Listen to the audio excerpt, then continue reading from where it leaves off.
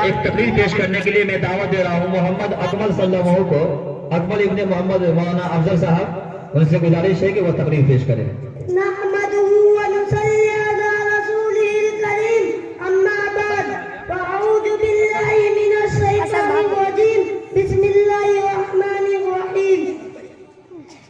हज़रत गिरामी व मुअज़्ज़ज़ सामिनीन व मुशरिका साथी जाए